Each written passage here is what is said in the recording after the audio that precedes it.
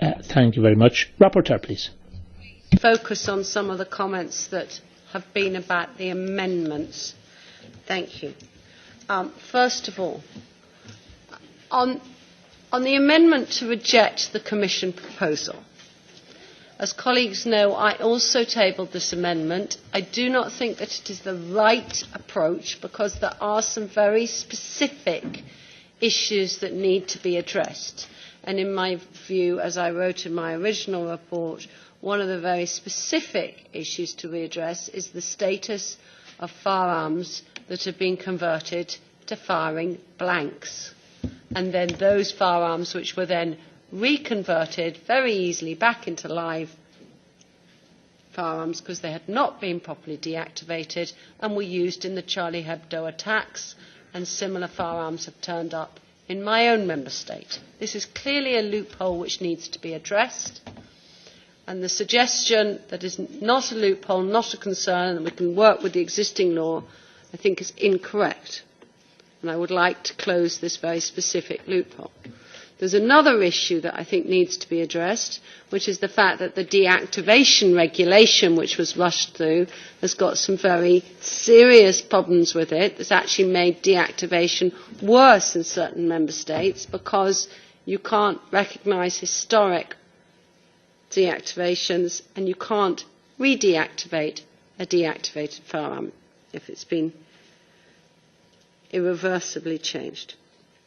Just quickly on some of the points that have been made. EPP, thank you very much for your suggestion on the compromise on marking, that we should put in the words if feasible. That if feasible, I will suggest that we put that into the appropriate article, not just the recital.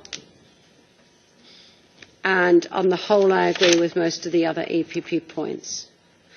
On the socialist point to try and make one category for museums and one category for collectors, I've tried that, but it's very difficult to work out where the two end up being different. There are some museums that feel more like collectors and some that don't.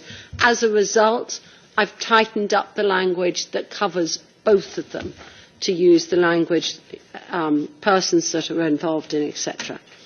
And thank you for the colleagues who've made suggestions on that. On the issue of A6s, I agree with the Czech response here that I think that's a good suggestion, that it should be semi-automatics that have been converted in a way that could be reversible to automatics. Maybe they should stay in category A6. But if it was an irreversible operation, and incidentally, I was very concerned with a meeting that I had with a senior officer of Europol who told me that if we take away those firearms that are in relatively common use in the Czech Republic and other similar member states, his concern is that they will go undercover, become unlicensed, people won't give them up, and security will be worse. And so I am minded to vote for that type of definition on A6. Pascal and the Greens, you gave some interesting suggestions on storage, suggesting that ammunition should be kept separate from other firearms. I'd like to understand from some of the members who are more expert here what they think about those suggestions on storage, specific requirements, because I'm not an expert on that issue, so I'd like other members to look at that.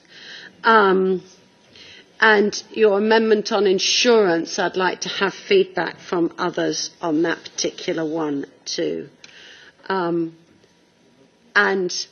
I do think that we will be able to find a good way forward. I don't want the delay in this to cause concern for people outside the room. I want to take time to get this right, and I respect, or as good as possible, going into trialogue, and I respect completely what members have said. The first suggestion from the Commission would have had many unintended consequences without necessarily addressing the very specific issues that are there with the existing legislation. Thank you to the colleagues who are trying to make this better and more workable, respecting legal owners, but also closing the existing loopholes. Thank you. Grazie alla relatrice.